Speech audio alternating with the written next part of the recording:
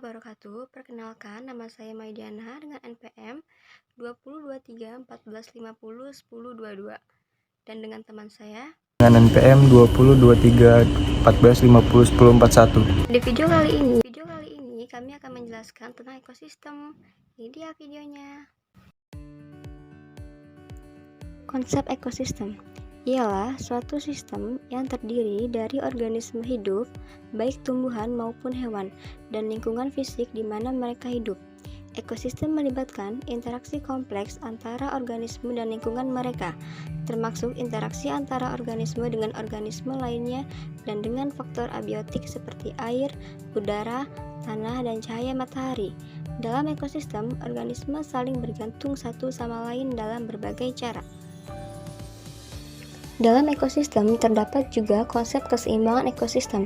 Keseimbangan ekosistem terjadi ketika populasi organisme dalam ekosistem tetap stabil dan tidak mengalami fluktuasi atau yang biasa disebut dengan perubahan yang tidak terduga, seperti perubahan iklim atau musim, seperti variasi suhu, curah hujan, intensitas cuaca, serta ketersediaan makanan yang dapat mempengaruhi populasi hewan. Keseimbangan ini penting untuk menjaga keberlanjutan ekosistem dan kelangsungan hidup organisme di dalamnya. Dalam rangka menjaga keseimbangan ekosistem, penting untuk memperhatikan dan menjaga keberlanjutan lingkungan fisik seperti menjaga kualitas air dan udara, serta melindungi habitat alami organisme. Upaya konservasi dan pengelolaan yang baik diperlukan untuk menjaga keberlanjutan ekosistem dan mencegah kerusakan lingkungan. Unsur penyusunan ekosistem. 1. Komponen biotik merupakan komponen lingkungan yang terdiri makhluk hidup dan organisme yang terdiri dari produsen, konsumen, dan pengurai.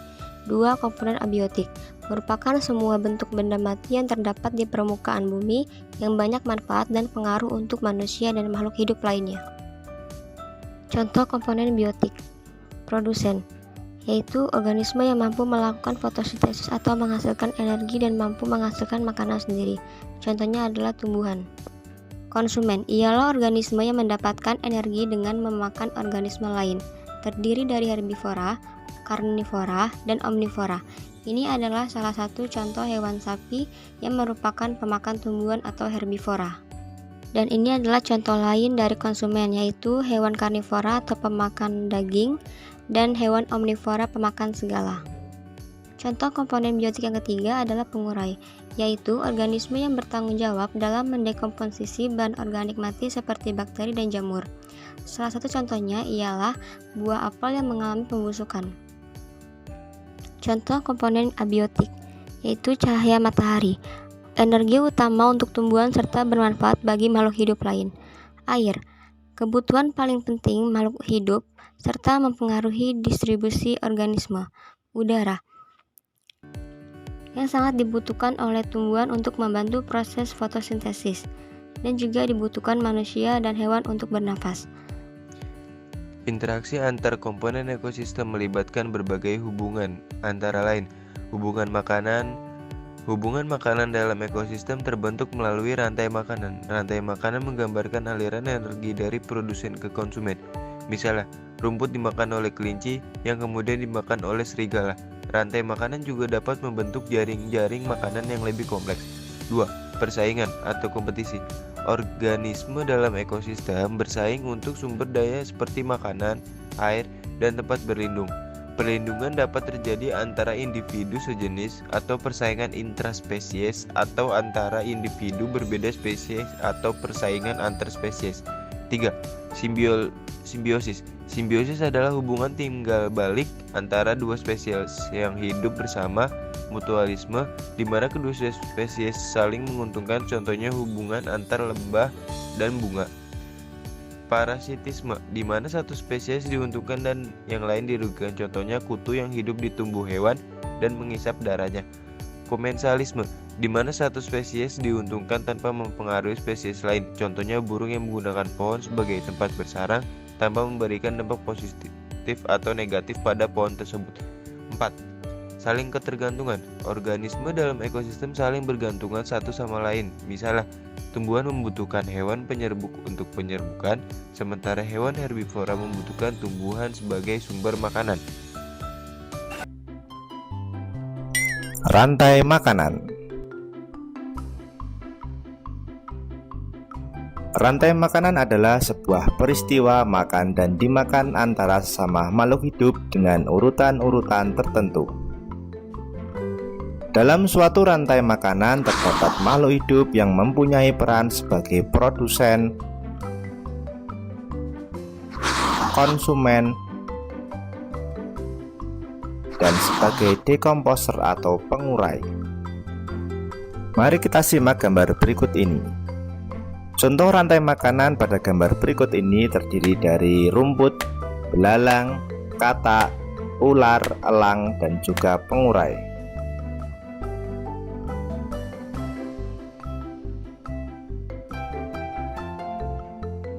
Rumput disebut sebagai produsen. Kemudian rumput akan dimakan oleh belalang yang disebut sebagai konsumen primer atau konsumen tingkat pertama. Selanjutnya belalang akan dimakan oleh katak. Katak disebut sebagai konsumen tingkat 2 atau konsumen sekunder. Kemudian katak akan dimakan oleh ular. Ular sebagai konsumen ketiga. Selanjutnya, ular akan dimakan oleh burung elang. Burung elang sebagai konsumen keempat. Dan pada akhirnya elang akan mati dan diuraikan oleh dekomposer, dalam hal ini adalah jamur atau fungi. Kemudian sisa dari elang yang telah diuraikan oleh jamur akan diserap oleh rumput. Rantai makanan menjadi jalur masuk aliran energi bagi makhluk hidup.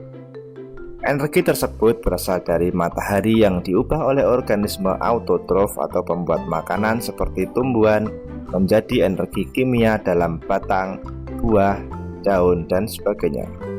Sementara itu, organisme heterotrof atau tak mampu membuat makanan sendiri memperoleh energi dengan memakan organisme autotrof. Dalam suatu ekosistem umumnya tidak hanya terdiri dari satu rantai makanan, akan tetapi banyak rantai makanan. Dari beberapa rantai makanan inilah disebut dengan jaring-jaring makan. Mari perhatikan gambar berikut ini. Tanaman padi akan dimakan oleh tikus, belalang, dan juga ulat. Sementara itu ulat dan belalang juga memakan tanaman lain.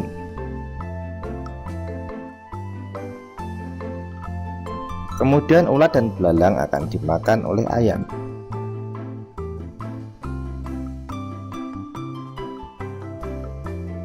Tikus akan dimakan oleh ular dan burung elang.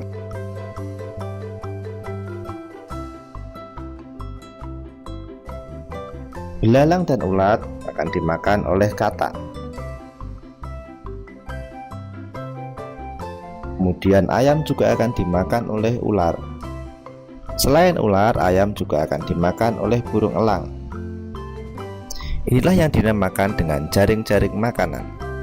Jadi jaring-jaring makanan itu terdiri dari beberapa rantai makanan yang saling berkesinambungan.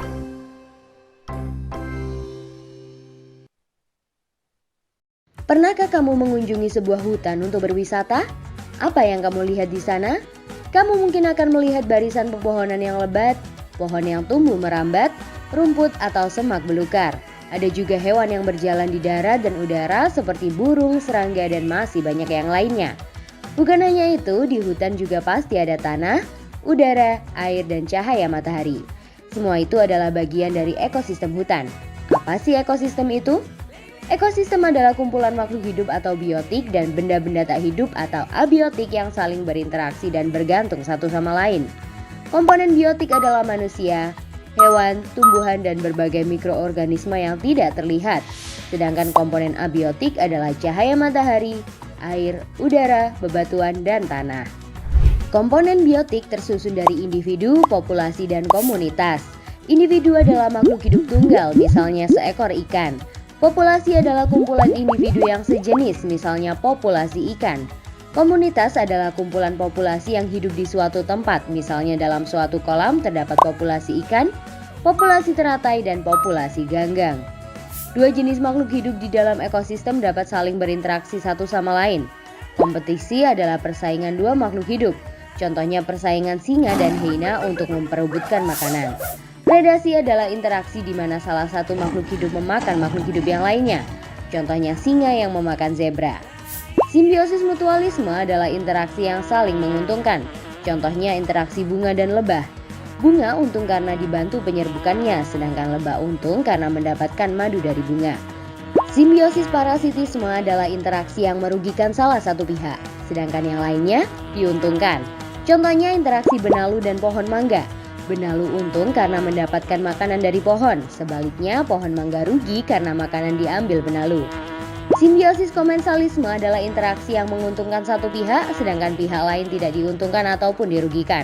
Contohnya interaksi anggrek dan pohon. Anggrek untung karena mendapatkan posisi baik dengan menumpang tumbuh di kulit pohon, sedangkan pohon tidak rugi ataupun untung. Interaksi makan dan dimakan antar makhluk hidup akan membentuk rantai makanan. Kakak kasih contoh satu rantai makanan berikut ya. Rumput adalah produsen karena dapat membuat makanannya sendiri melalui fotosintesis. Rumput dimakan oleh belalang. Belalang adalah konsumen satu atau primer. Belalang dimakan oleh katak. Katak adalah konsumen dua atau sekunder. Katak dimakan oleh ular. Ular adalah konsumen tiga atau tersier. Ular dimakan oleh elang. Elang adalah konsumen puncak karena tidak dimakan lagi oleh hewan lain. Terakhir, sisa tumbuhan dan hewan yang mati akan diuraikan oleh pengurai atau dekomposer seperti bakteri, cacing, atau jamur. Konsumen pada rantai makanan adalah hewan herbivora, karnivora, atau omnivora. Herbivora suka makan tumbuhan, contohnya belalang dan kuda. Karnivora suka makan daging, contohnya katak dan elang. Sedangkan omnivora suka makan tumbuhan sekaligus daging, contohnya ayam dan monyet. Ekosistem bukan hanya hutan loh, ekosistem banyak sekali jenisnya. Ekosistem alami terbentuk secara alami tanpa campur tangan manusia, contohnya hutan, sungai, dan laut. Ekosistem buatan sengaja dibuat oleh manusia, contohnya kolam dan sawah. Ekosistem juga dikelompokkan menjadi ekosistem darat dan ekosistem air. Ekosistem darat ada banyak contohnya. 1. Ekosistem hutan hujan tropis yang memiliki curah hujan tinggi dan lembab. Jenis hewan dan tumbuhan di hutan ini sangat beragam. 2. Ekosistem sabana, yaitu rumput yang diselingi dengan pohon palem. 3. Ekosistem padang rumput, yaitu area rumput yang luas dan diselingi dengan semak. 4. Ekosistem gurun atau padang pasir yang kering dan panas. 5. Ekosistem taiga yang biasanya tersusun dari satu jenis tumbuhan seperti cemar atau pinus. 6. Ekosistem tundra yang dingin dan hanya bisa ditumbuhi oleh lumut. Ekosistem air juga banyak jenisnya. Ekosistem air tawar contohnya danau, kolam, dan sungai. Ekosistem air asin contohnya terumbu karang dan laut dalam. Ekosistem air payau adalah peralihan antara air tawar dan air asin, contohnya ekosistem muara sungai dan teluk pantai. Keseimbangan ekosistem harus selalu dijaga. Keseimbangan ekosistem dapat terganggu karena bencana alam atau aktivitas manusia seperti penebangan hutan, perburuan ilegal, dan pencemaran limbah. Nah, setelah kamu tahu tentang ekosistem, gimana ya biar jadi bijak? Ya, kamu bisa membantu dengan cara memelihara keseimbangan ekosistem. Mudah kok, kita bisa mulai dengan membuang sampah pada tempatnya, mendaur ulang sampah, atau menanam pohon. Kalau diminta memilih, kalian lebih suka jalan-jalan ke gunung atau ke pantai nih? Coba tulis di kolom komentar ya. Tapi ingat, kalau sedang jalan-jalan jangan buang sampah sembarangan atau merusak tanaman di sana ya. Bentuk ekosistem. 1. Ekosistem darat terdiri dari hutan, padang rumput, gurun, pegunungan, dan lain-lain. 2. Ekosistem air tawar seperti sungai, danau, rawa, dan kolam. 3. Ekosistem laut seperti terumbu karang, laut dalam, estuari, dan laut terbuka. 4. Ekosistem pesisir sebagai hutan bakau, pantai berbatu, dan laguna. 5. Ekosistem terestrial seperti gua, gurun pasir, dan pegunungan tinggi. Selanjutnya, ada aliran energi dalam ekosistem. 1. Produsen atau tumbuhan Menghasilkan energi melalui fotosintesis menggunakan energi matahari. 2. Konsumen primer atau herbivora, memakan tumbuhan dan mendapatkan energi dari tumbuhan tersebut. 3. Konsumen sekunder atau karnivora, memakan konsumen primer dan mendapatkan energi dari konsumen primer. 4. Konsumen tersier atau karnivora tingkat lebih tinggi, memakan konsumen sekunder dan menggunakan energi dari konsumen sekunder. 5. Pengurai, bakteri dan jamur, mendekomposisi bahan organik mati dan menghasilkan energi yang dapat digunakan kembali oleh produsen. Selanjutnya ada aliran energi dan matahari dalam ekosistem sangat penting untuk menjaga keseimbangan ekosistem dan kelangsungan hidup organisme di dalamnya. Proses ini memastikan bahwa energi dan nutrien terus bergerak melalui rantai makanan dan siklus biogeokimia, mempertahankan kehidupan dan menjaga keseimbangan ekosistem. Kesimpulan, ekosistem adalah sistem yang terdiri dari organisme hidup dan lingkungannya yang saling berinteraksi. Unsur-unsur penyusunan ekosistem meliputi produsen, konsumen, dan dekomposer. Interaksi antar komponen ekosistem meliputi hubungan simbiosis, predasi, kompetisi, dan parasitisme. Berbagai bentuk ekosistem dapat ditemukan di berbagai tempat. Aliran energi dalam ekosistem dimulai dari produsen dan berpindah melalui rantai makanan. Aliran materi dalam ekosistem melibatkan siklus biokimia. Sekian dari kelompok kita, kurang lebihnya mohon maaf. Wabillahi taufiq wal hidayah. Wassalamualaikum warahmatullahi wabarakatuh.